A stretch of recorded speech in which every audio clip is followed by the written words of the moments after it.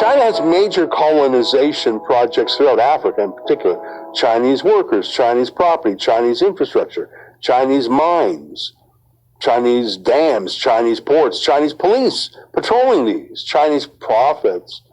China has interests around the world. It wants a navy to protect those interests and project force there. It already has the largest navy in the world numerically. Now it's working to grow its qualitative advantage. And look, even if the Fujian aircraft carrier isn't quite ready to tackle the USS Gerald Ford, that's the new U.S. aircraft carrier class that is just entering service.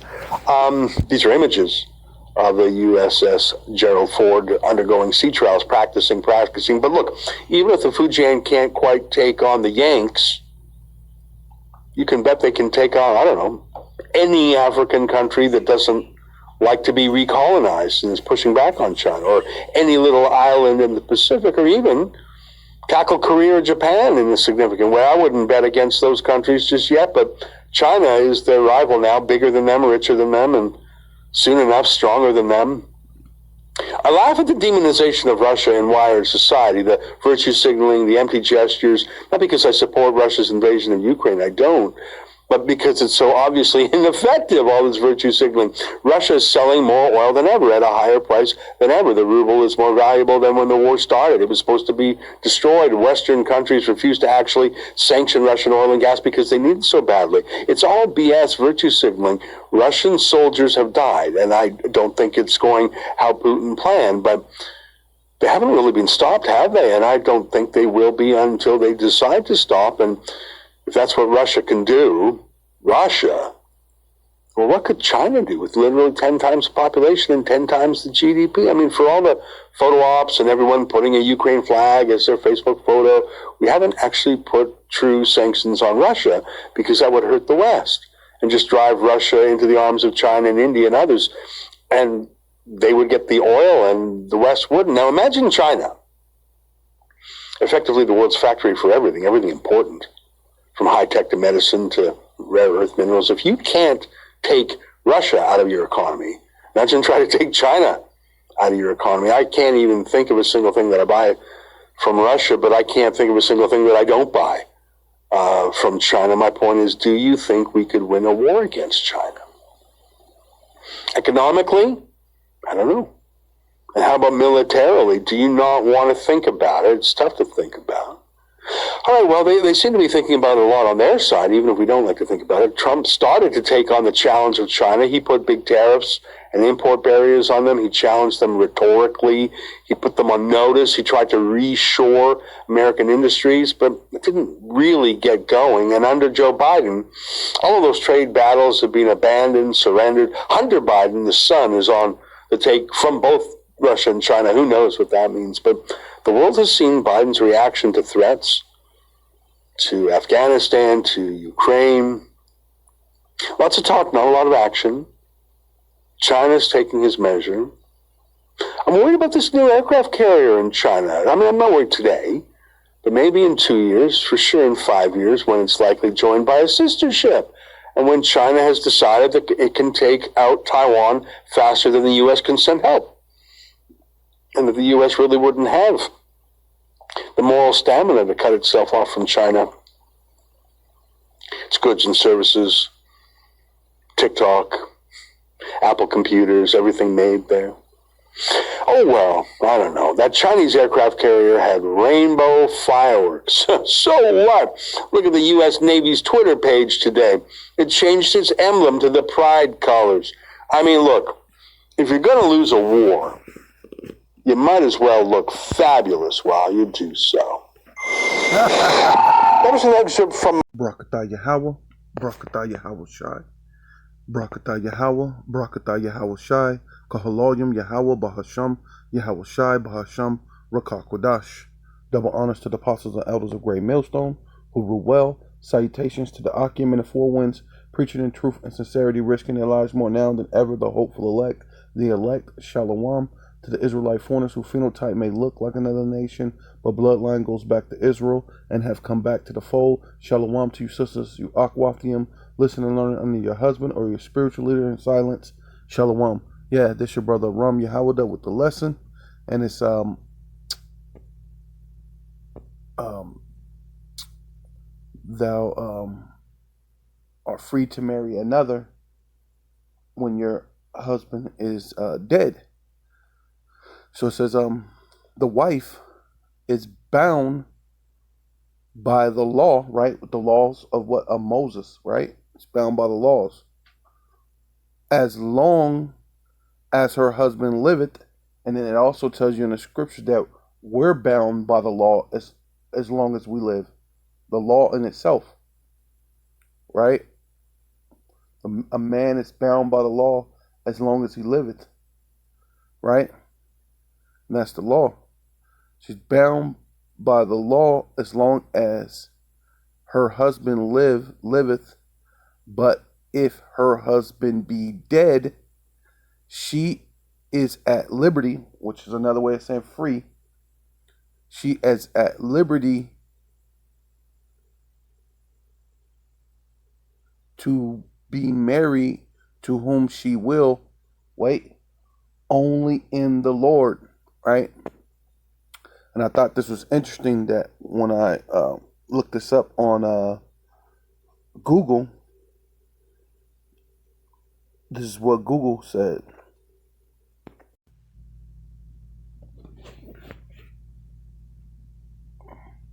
Yeah, so this must be the NIV version that Google is putting up.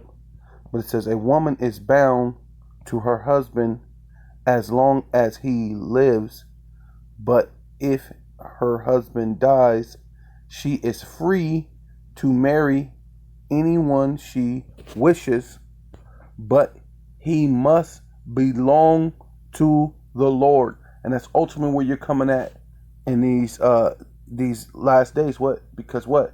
7 women are going to have to take hold of one man, and that man is going to have to be one who what belongs to the Lord, right? Not just a man of God. He's going to have to actually belong to the Lord, right? So how many of you women are remarrying and you're married to a man who only belongs to the Lord, or who belongs to the Lord? A lot of you not. You're looking for baseball players, basketball players, football players, or just regular so-called hood ballers. That's what you're looking for. But if you survive the race wars, the famine, and the wild beast, you're gonna be forced to only marry a man who belongs to the Lord, right? Just like this, like David, King David, right? It says, and David heard in the wilderness that Nabal did shear his sheep, and David sent out 10 young men, and David said unto the young men, get you up to Carmel and go to Nabal and greet him in my name, right? So I'm gonna kind of skip through this a little bit faster. You have to come back and read it yourself. And it says, and Nabal answered. So when the men got there, Nabal answered them, and Nabal answered David's servants, right? Because he went there and said, who is David? Hey, man, who's this guy that I got to pay attention to him? That, you know what I mean? And who's the son of Jesse, right? As if everybody didn't know that, like if you read at the beginning, King Saul died, and everybody knew that David was next in line to be king. Saul killed thousands, David killed 10,000s, right? There's a big song, and it was a popular song, and it was going out throughout the whole land. So you can't say you don't know who David is, right? But this guy is like, man, who's David? And who's the son of Jesse? Yeah? And there be many servants nowadays that break away every man from his master. Like, yeah, he's just some dude probably broke away from his master. Man, Saul died, and now he think he's tough top, whatever. Who's this guy? Who's that guy for me to even pay attention to?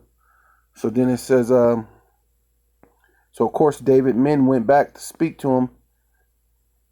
So, and the young men turned their way and went again and came and told him all the things those those those all those said told him all those said. And David said unto him, unto his men, girt ye on every man his sword.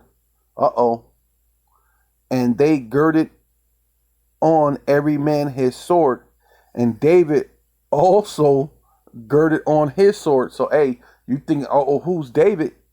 Like he's some small guy, right? And you don't know that there's a song that's going around that David killed Saul thousands and David tens of thousands. As you don't know who the son of Jesse is. Okay, he finna show you. And there went up after David about 400 men. So yeah, he finna show you. He coming deep, man. And 200 abode by the stuff, right?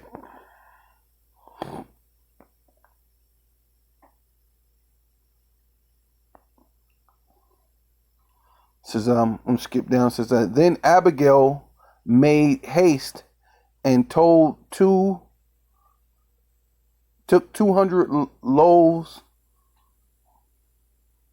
and 2 bottles of wine and 5 sheep ready dressed.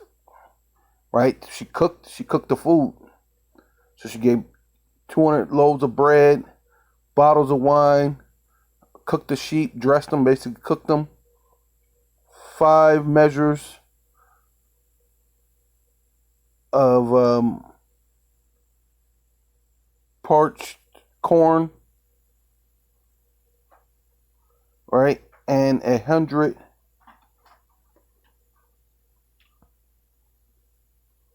clusters of raisins and 200 cakes of figs, and laid them on asses, right? And she said unto her servants, go now, behold, before me, and behold, I come after you. But she told not her husband Nabal. So because David was basically asking for food and water for his men. Matter of fact, let's go to that, because that's what this dude was saying. He says, yeah, should I then take my bread and my water and my flesh I have killed for my shearers, like for his workers, and give them unto men whom I know not whence they be? Like, I don't even know where these guys are at. I don't know who they are. Who are you for me to give up my food, my bread, my this and that, as if David wouldn't repay him? You know what I mean? And then he's saying, like, he don't know who David is, as if everybody don't know that he's going to be the king. You know what I mean?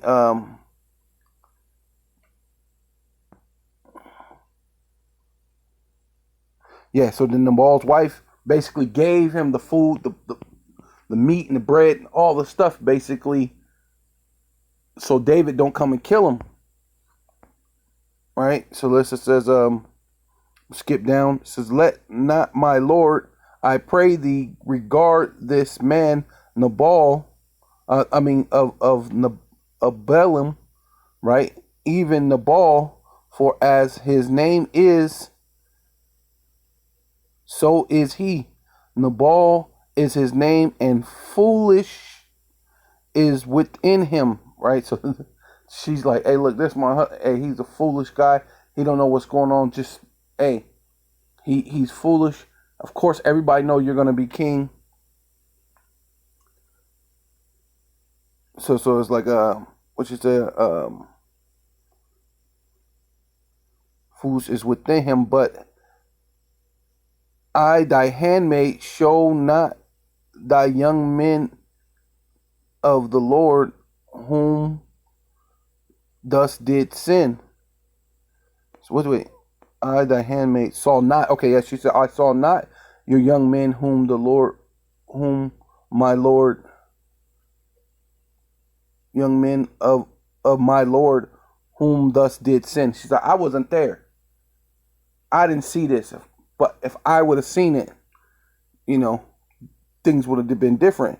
Now, therefore, my Lord, so she's speaking to David, as Yahweh liveth, and as thy soul liveth, seeing Yahweh have withholden thee from coming to shed blood, and from avenging thyself with thy own hand, now let thy enemies and they that seek evil to my Lord be as Nabal. Right? So she's basically, in a sense, she was like prophesying. Right? And it came to pass when Yahweh shall have done to my Lord according to all the good that he have spoken concerning thee, and shall have appointed thee ruler over Israel. So like I said, everybody knows that this guy was going to be ruler over Israel, right? So this is what this woman Abigail is basically saying. She said, yeah, the Lord's going to appoint you ruler over Israel. We already know this. Everybody knows this. But this dude is foolish, right? So then I'm going to skip down to 33. It says, and blessed be thy advice, right? Oh, this is David speaking to her. And Abigail, and David said to Abigail, blessed be Yahweh, power of Israel, which sent thee this day to meet me. He said, hey man, blessed be the Lord that the Lord sent you to meet me. Blessed be thy advice, right? Because she gave him the advice. Hey, look, let the Lord handle it. Don't come kill. Don't come kill. Let the Lord handle. Don't shed no blood. Don't have blood on your hands. Let the Lord take care of it. So he said, yeah, like basically, thank you for the advice. Blessed be thy advice, and blessed be thus, which has kept me this day from coming to shed blood and avenging myself with my own hands. For in very deed, as Yahweh, power of Israel, liveth, which have kept me back from hurting thee, right? Because he said, look, I was gonna come hurt you, the woman, except thus has hastened and come to meet me. Surely there had not been left unto Nabal, right? Basically the house of Nabal, because it's him, which proves that a man is supposed to be the head of his household. And because of Nabal, this head, Nabal, by the morning light, any that pisseth against the wall. So basically David was saying, look, I was going to come and kill everybody in the house. Man, women, children, cats, dogs, lambs, goats, everything. I'm coming to kill everything then. You didn't want to give it to me. I'm going to come and just kill it all. Kill everything. He said, going to be no one who even liveth that pisseth on against the wall. Basically means anyone who live or anything that's living. Because everything that lives, uses the bathroom.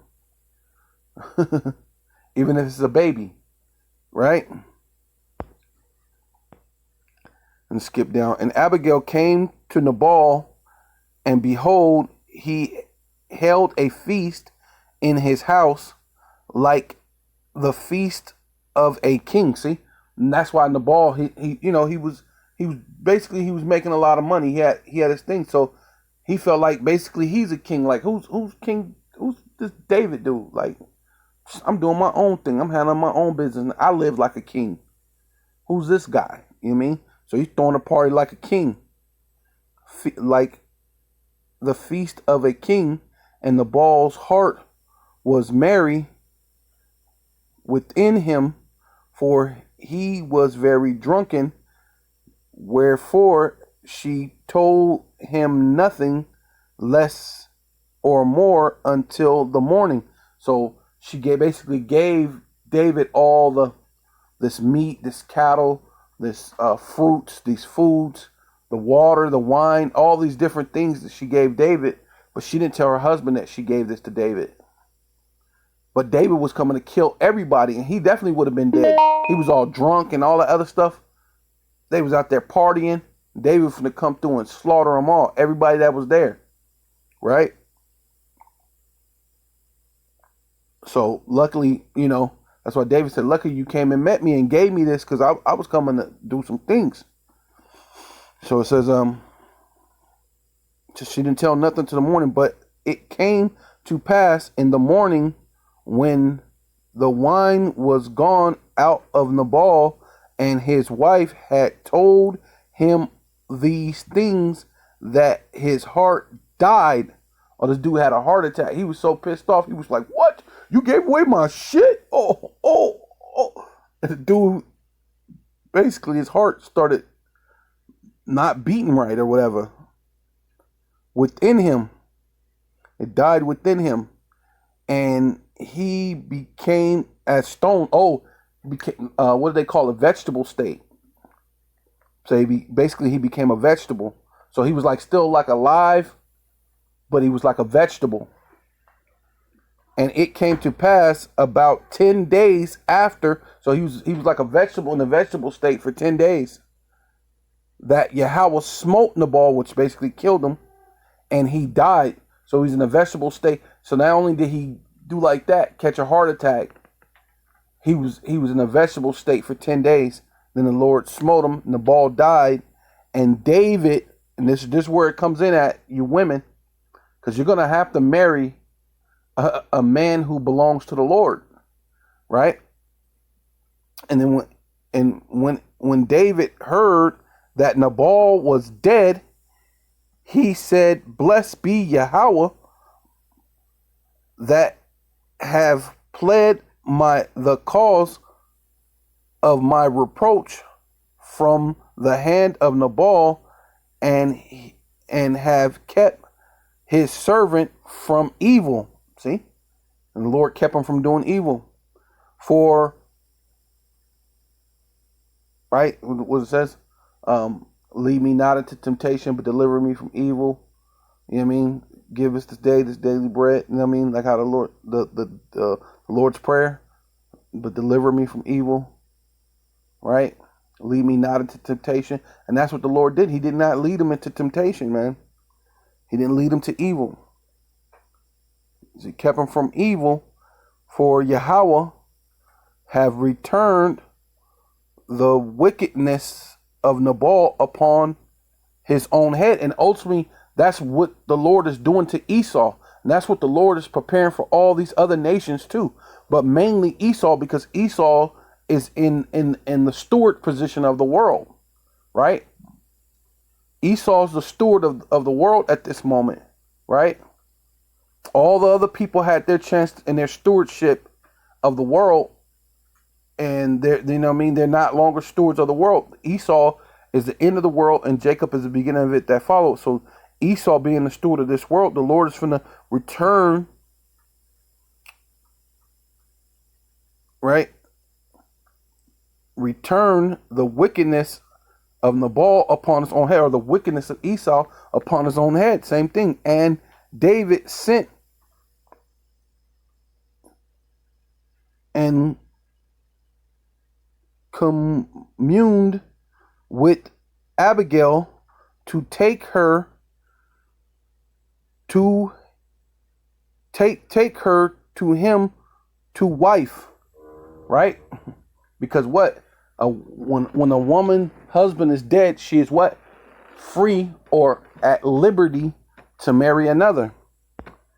And when the servants of David were come to Abigail to Carmel, they spake unto her, saying, David sent us to thee to take thee to him to wife. Right? And she arose and bowed herself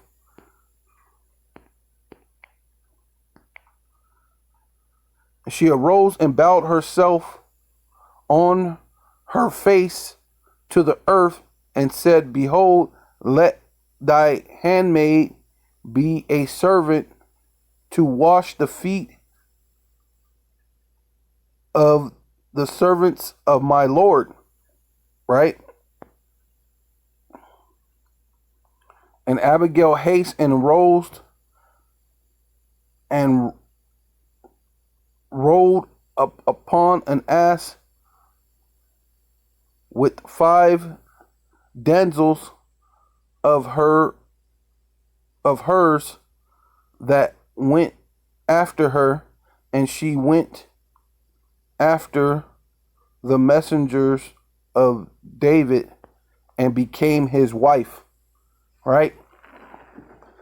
So ultimately, look, the man, what? A woman is free to marry another when her husband is what? Dead. And that's ultimately what's going to happen to you women, because what? Your husbands are going to die. It says, this is Isaiah chapter 3, verse 25. Thy men shall fall by the sword, right? And that's dealing with martial law. Esau comes in with the wrath, knowing that he got but a short time, or come in like a flood, right? Because he having great wrath, knowing he got but a short time to get you 2/3, charagma, right? Which is still not going to work, because I mean, the elect is not going to fall for it. You know what I mean? And thy mighty in the war, right? Because they're going to have that draft, and it's going to be like a forced draft. They're going to just grab them up, throw them and think, yep, you're going over to freaking the Middle East, Afghanistan, China, wherever they need to send you to so-called fight their Third World War. And that's where you're going to be at. Right? So you ain't going to have a chance or choice but to marry a man of the Lord. And her gates shall lament and mourn, right? Because all the things that you held, you had this great job, you had the police, you had 911, you had these the Section 8 and all these EPT cards and all the things, whatever things in life that held you women up to have that type of pride, and especially against your own men, especially when other men don't want to date you. Other men are not jumping out of whatever they're doing to marry you. So it's crazy that you're so against us. It's weird. Because if you do any statistics, so-called black women, even Hispanic women, they get married a little bit more, but black and Hispanic and Native Indian women are not being married off like all the rest of the other women that's out there. And then even when you're going out dating outside of your so-called race, a lot of those people outside of their race ain't racing to come get you women.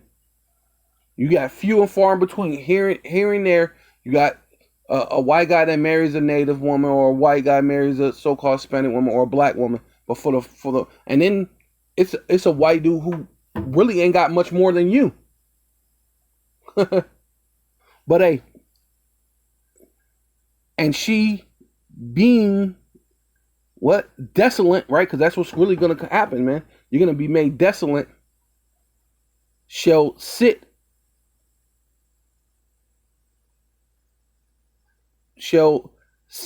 upon the ground, right?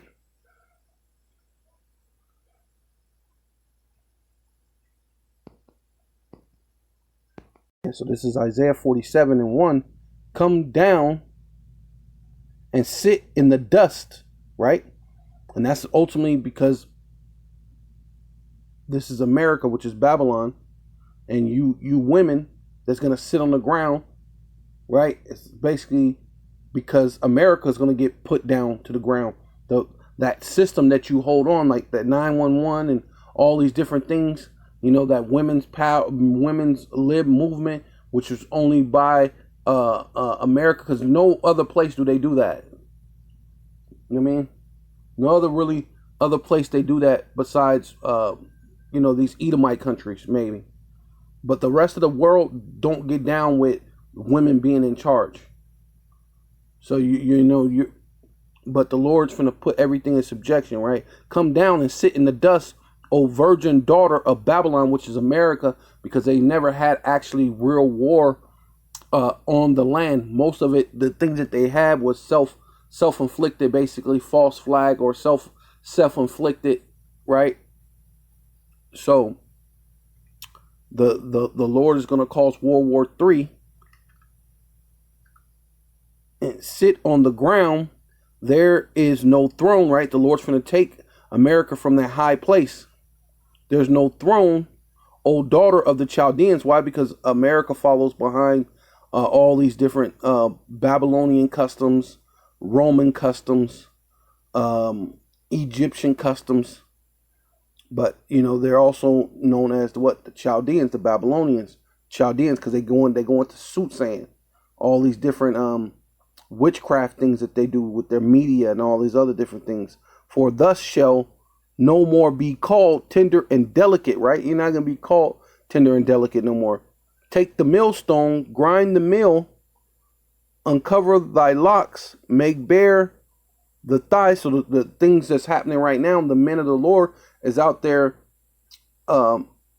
exposing Esau, Edom, exposing America and their hypocrisy and how they try to use their that type of thing on other countries in order to put a foothold in these other countries, so that they can give them so-called democracy, which turns the country upside down by putting women in charge and all sorts of things, man. Now their nation is out of control, right? And a lot of people ain't going for that. That's why they're fighting back now. Let the weak say I'm strong. So the Lord, the weak nations are saying that they're strong now. They got nuclear missiles now, right? Make bare the leg, uncover the thigh, pass over the rivers. Thy nakedness shall be uncovered, right? That your shame is going to be uncovered. All the murdering of the Native Americans, all the murdering of the so-called Mexican, the murdering of the so-called black men, which are all Israelites, that's all being revealed, man. Thy shame shall be seen, and I will take, and see, no, that's the Lord speaking now. And I will take vengeance and will not meet thee as a man. And that's talking about Yahushua. So the Lord is coming, right? And you women are going to have to sit upon the ground. You're going to sit on the dust with your master, Esau, man, because he's the one who gave you that power, that a woman should surpass a man. Yeah, so this is 2 Ezra chapter 16, verse 33.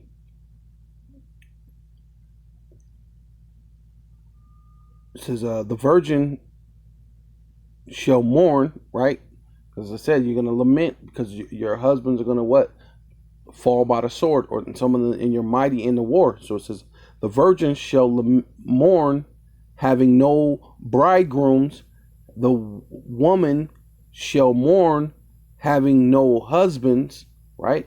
Because most of these men are going to be killed off, right? Their daughters shall mourn, having no helpers, right? Because a lot of these men are going to be gone, man, in that day, man. Famine, death, pestilence, right? In the war, right? Because World War III is going to happen. They're gonna be sent off into the war, and you're gonna have regular street wars. You're gonna have race wars. You're gonna have food wars because there's gonna be no food, and then you're gonna have wars of the people going against the sedition amongst the government, right? So it's gonna be war all over the place, man. Just lots of wars. In the war shall their bridegrooms be destroyed. Woo! So a lot of niggas is gonna die, man.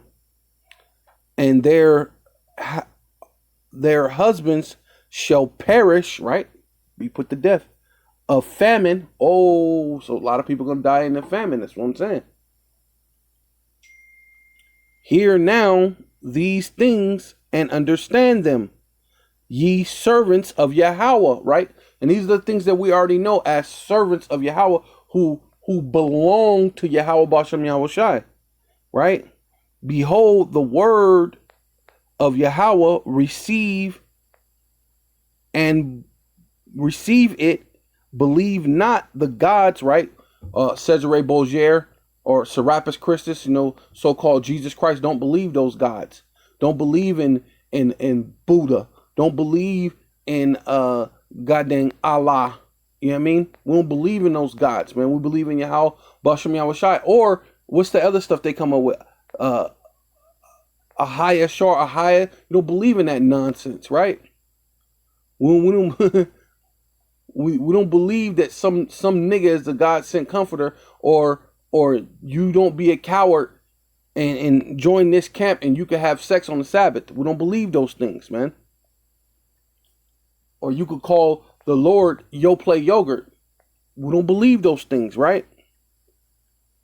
Of whom Yahweh spake, man. He spoke of those things, saying there were going to be many false, Hamashiachims, right?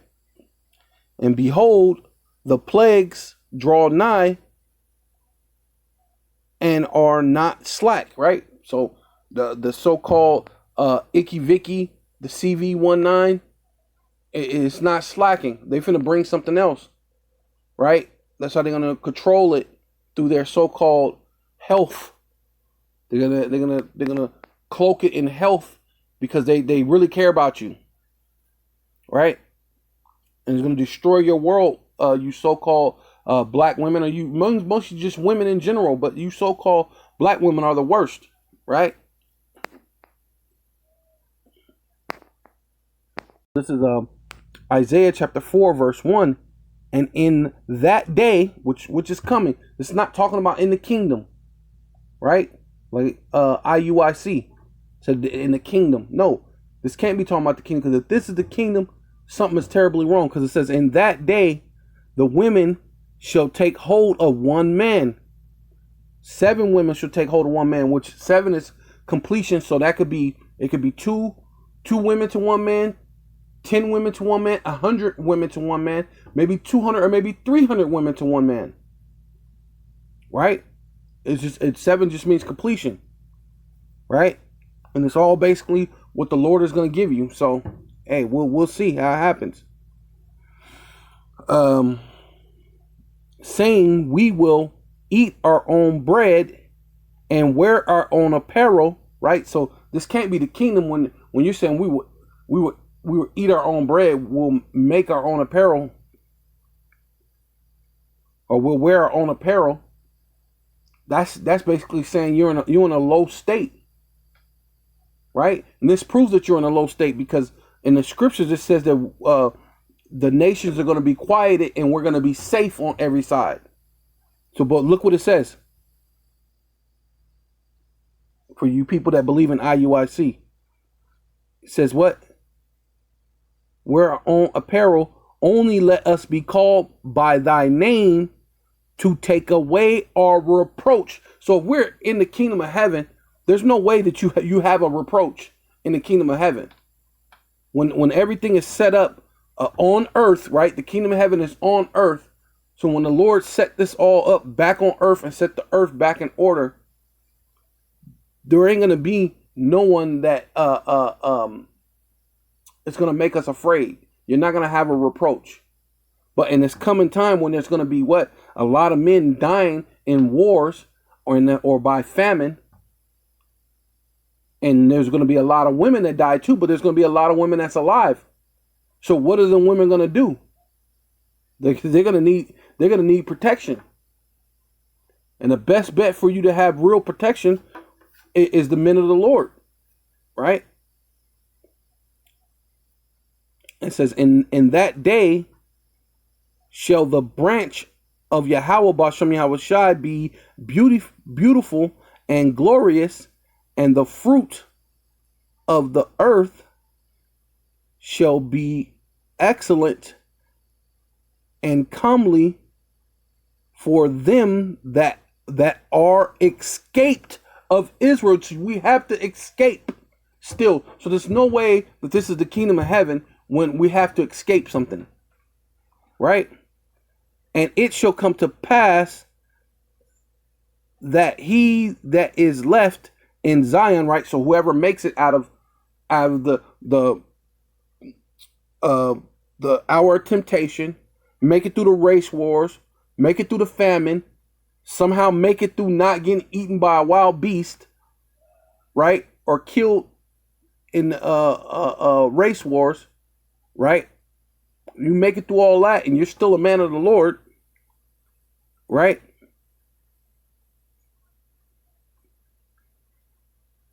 That is left in Zion, and he that remaineth in Jerusalem, right, dealing with Israel, shall be called holy. Oh, see, even every one that is written among the living in Jerusalem, right? And they're written in what? In the book of life.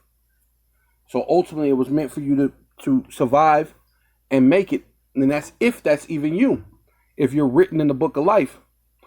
So call Loyim Yahweh Ba'Shem Yahweh Shai Bahasham Rakal Kodash. Double honors to the apostles and elders of Great Millstone who rule well. Salutations to the Akim and the four winds, preaching truth and sincerity, risking their lives more now than ever. The hopeful elect, the elect. Shalom to the Israelite foreigners whose phenotype may look like another nation, but bloodline goes back to Israel and have come back to the fold. Shalom to you sisters, you Akwathium, who listen and learn under your husband in silence and have come back to the fold. Shalom, and death to America.